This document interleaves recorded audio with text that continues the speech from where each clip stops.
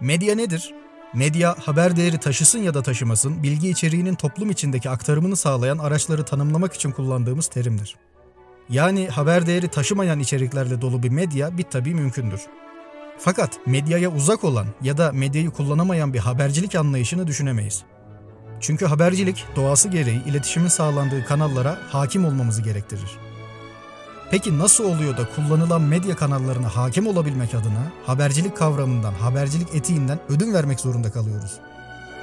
Ya da haber değeri taşımayan haber içeriklerindeki bozulmalar gerçekten de yeni medya kavramıyla mı hayatımıza girdiler?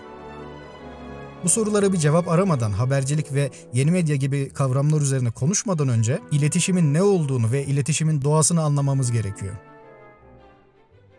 Böylelikle yeni medyanın doğuşu ile peyda olduğunu sandığımız bazı problemlerin ya da habercilik etiği ve mevcut habercilik anlayışı arasındaki tezatlıkların aslında zaten iletişim kültürümüzün doğasında olan şeyler olduğunu görebiliriz.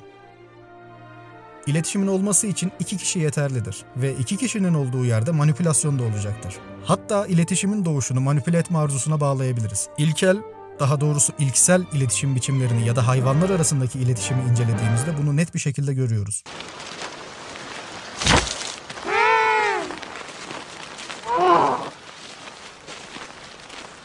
Manipülasyon kavramını kötü bir kavram olarak düşünürüz ama bu kelimenin sözlük anlamı bile hareket verme, harekete geçirme, yönlendirme, etkileme şeklindedir. İnsan, iletişime geçtiği kişiyi harekete geçirme, yönlendirme, etkileme ya da bunların hiçbirisi değilse bile bazı konularda kendisinin ne hissettiğini ya da ne düşündüğünü öğrenmesini sağlamak için iletişim kurar. Manipüle etmek budur. Yani biraz ileri gidersek, iletişim ne kadar karmaşık olursa o kadar manipülatiftir gibi bir cümlede kurabiliriz. Biraz karışık durdu ama şöyle düşünün. Hizmetimdeki bir askeri sadece git ve savaş emriyle savaşa sokabilirim ya da onu motive eder, onu korkutur, onu beklentiye sokar, onu cesaretlendirir ve öfkelendiririm ve ona efendim ben gidip savaşmak istiyorum dedirtirim. Biliyorsunuz her şeyin fazlası öldürür. Peki sadece manipülasyona maruz kaldığı için ölen bir insan var mıdır? Bunu merak ettim şimdi. Neyse. İletişim gücü kuvvetli olan çığırtkanlar, meddahlar ve habercilerin bu güçlerini bir amaç uğruna kullandıkları bir gerçek ya da bir amaç uğruna kendilerini bizzat kullandırdıkları. Fakat geleneksel medya kanallarını sadece haberciler kullanabildiği için sadece kendi aralarında tartışmaktalardı. Mesela habercilik etiğini oluşturanlar da bizzat kendileriydi ve özel hayatın gizliliği, kişisel verilerin güvenliği gibi meselelerden önce kendi söylem pratiklerindeki yanlışlar, telif ve patent haklarının ihlali gibi konular üzerine tartışmış ve belli kurallar benimsemişlerdi kendi aralarında. Yeni medya kavramının sözlük anlamı ise şu şekildedir. Bilgisayarların işlem gücü olmadan oluşturulamayacak ve kullanılamayacak olan ortamlar. Geri bildirim yani feedback kavramının da hayatımıza yeni medya ile girdiği düşünülür ama sanıldığının aksine geri bildirim kavramı hep hayatımızdaydı. Yeni medya geri bildirim kavramının hızını ve niteliğini değiştirmeden önce de halk basılan haberler hakkındaki düşüncelerini haberciye bizzat iletemiyor olsa bile basılan haberleri beğenmemesi durumunda bunu tirajdaki değişiklik ile net bir şekilde belirtebiliyordu zaten.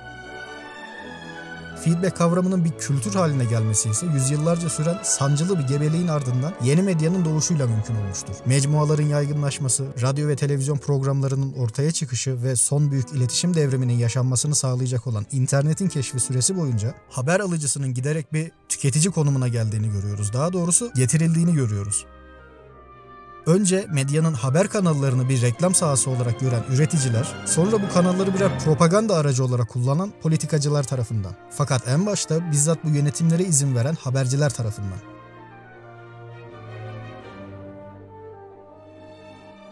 Egemen sınıfı meşrulaştıran medyadır ve insanlar medyaya ne kadar çok maruz kalırsa o kadar çok etkileniyorlar. En çok insana ulaşan ise yeni medya. Bunu meşrulaştırmayı kontrolü altındaki kitle iletişim aygıtları hatta iletişim kültürünün kendisiyle yapmaktadır. Sanırım burada Gramsci'den de bahsetmemiz lazım. Gramsci, egemen sınıfın kurumlar aracılığıyla topluma kendi görüşünü dayattığını savunmaktaydı. Reklam ve tüketim sektörü bugün aynı yolu izliyor. Filmleri, dizileri, şarkıları, kitapları, resimleri kullanarak hatta bazen sanat eserlerinin yardımı ile değil, bizzat sanat eserlerinin ya da sanatın kendisiyle.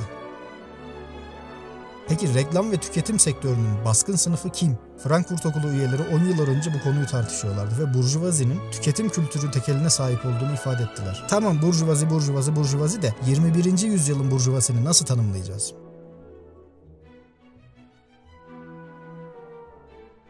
Artık kitle iletişim unsurlarının çoğalması ve yeni medyanın hayatımıza girmesiyle beraber sanatçılar kitlelerini birer tüketici olarak görmekteler. Tıpkı habercilerin alıcılarını birer tüketici olarak gördükleri gibi. Geri bildirimlerin tepki içerdiğini görünce içeriği değiştirmekteler mesela. Dolayısıyla haber içerikleri gibi sanat eserleri de satın alınabilen herhangi bir ürün gibi arz talep eğrisine bakıyor.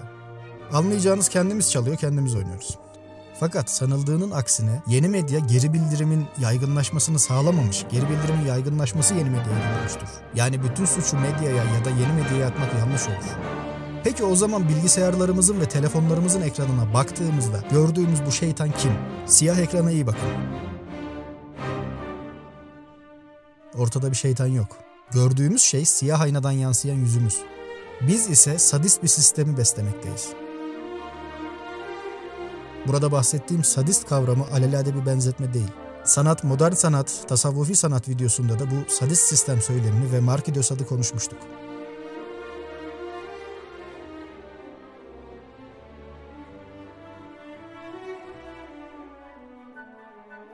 İktidar her yerdedir der Foucault.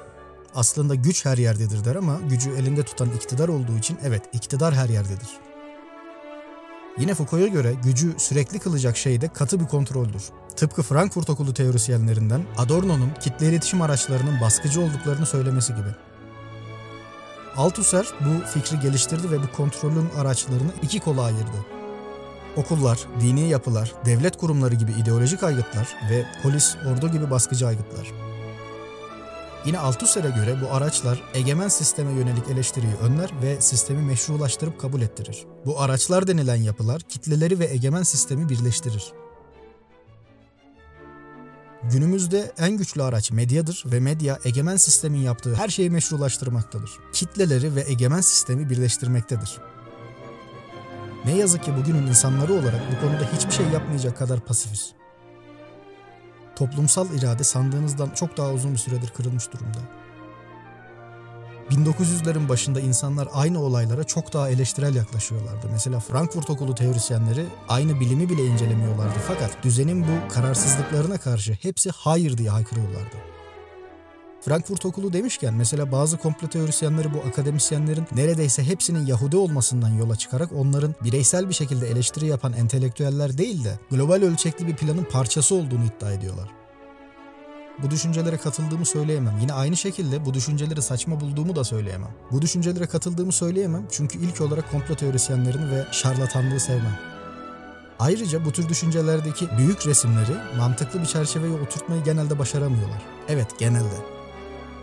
Bu düşünceleri saçma bulduğumu da söyleyemem. Yani süzgece sokmadan direkt çöpe attığımı da söyleyemem. Çünkü akademik gelişim amacıyla yapılan araştırmalar veya tezler üreten insanları akademisyenlik metodolojisinin çok fazla kısıtladığını düşünüyorum. Akademinin felsefi, ideolojik, varsayımsal alanlarda da pozitif bilim metodolojisiyle ilerlemesini ve atıflarla, kümülatif yani üst üste koyarak, biriktirerek ilerlemesini bayağı kısıtlayıcı buluyorum. Hatta bu videoda sürekli birilerinden alıntı yaparak ironi yapacaktım ama konuyu toparlayarak kafamdaki o espriye bağlayamadım. O zaman bir alıntı daha. Pierre Bourdieu, eğitim sisteminin egemen kültürü tekrar ve tekrar üreteceğini ve sınıf eşitsizliklerini sürdüreceğini söylemişti. Bir nevi akademik kapitalizmdir bu. Akademik dil kimsenin ana dili değil. Çin akademik anlamda bütün dünyayı arkasında bırakmayı başardı. Neden? Çin'de çok değerli fikirler üretildiği için değil. Bütün akademisyenler birbirlerine atıf yapıp aslında aynı söylenceleri tekrarladıkları için. Bir balon var, onu şişirdikleri için. Birçok PhD çalışması artık bir zırvadan, hatta bir circle jerk'tan fazlası değil. Circle jerk'ın ne olduğunu betimlemeyi düşünmüyordum aslında ama böyle halka şeklinde dizilip birbirlerini tatmin eden akademisyenler canlanabilir kafanızda. Neyse. Diğer taraftan aykırı ya da bayağı görüşleri olan komplo teorisyenlerini de kale alamayız. Çünkü ne mevcut akademik kümülasyona dahil olabiliyorlar ne de kendi içinde tutarlı başka bir metodoloji geliştirebiliyorlar. Peki medya ve politikacıların aralarında paylaştıkları, hatta paslaştıkları bu alanda bir aydın, bir edebiyatçı, bir gazeteci ne yapabilir? Ya da bir sanatçı ne yapabilir? Salt bilgiyi nasıl egemen kılabiliriz? Bu çıkmaz ve bu çıkmazın çözümü akademisyenlerin pek tartıştıkları konular değil. Şahsi fikrim ise Bourdieu'nun çözümünün en iyisi olduğu. Çünkü Bourdieu'nun çözümü en basit fakat en tutarlı olanı. Diyor ki, gerçek aydınlar, gerçekten eleştirel olanlar seferber olmalılar. Müdahale etmenin yollarını aramalı, sosyolojik ve ekonomik analizlerini yapmaya devam etmeliler. Yapabilecekleri tek şey eserlerini yayınlamak için kendi paralarını kullanmak olsa bile.